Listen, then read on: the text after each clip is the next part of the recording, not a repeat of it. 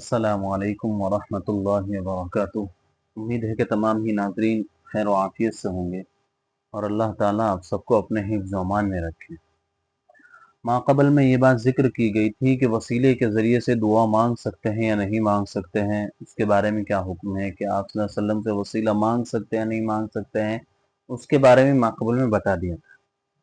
अब यहाँ से है कि आजकल जो फ़िल्म देखने का है कि बहुत से लोग ये कह देते हैं कि भाई अगर ये शख्स फिल्म देखता है तो वो 40 दिन तक इस्लाम से खारिज हो जाता है।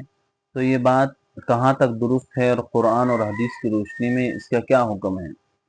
तो उसके जवाबन में अर्ज़ ये है कि फिल्म देखना ये नाजायज़ और हराम काम है और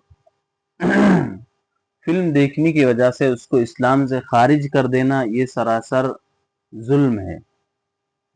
किसी गुनाह की वजह से किसी शख्स को इस्लाम से खारिज कर देना ये सही नहीं है, बल्कि बल्कि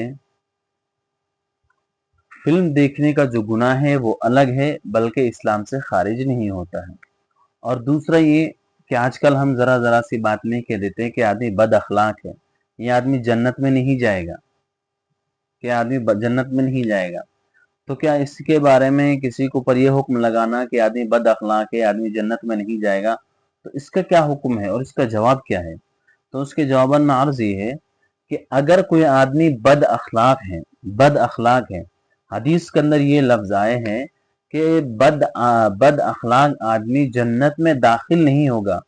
तो उलमाए अहले सुन्नत वल जमात ने इसका तर्जमा ये किया है कि आदमी पहले मरहले के अंदर जन्नत में दाखिल नहीं होगा। पहले मरहले के अंदर आदमी जन्नत में दाखिल नहीं होगा जब तक वो पक्की और सच्ची तौबा न कर ले अल्लाह ताला से। और तीसरी चीज ये है कि जो आजकल हमारे यहाँ है कि अगर किसी ने खुदकुशी कर ली है, अगर किसी ने खुदकुशी कर ली है तो वो आदमी चाहे मुत्तकी था पहले, तो क्या वो आदमी जहन्नम में जाएगा या आम गुनाहगारों की तरह उसके साथ मामला होगा?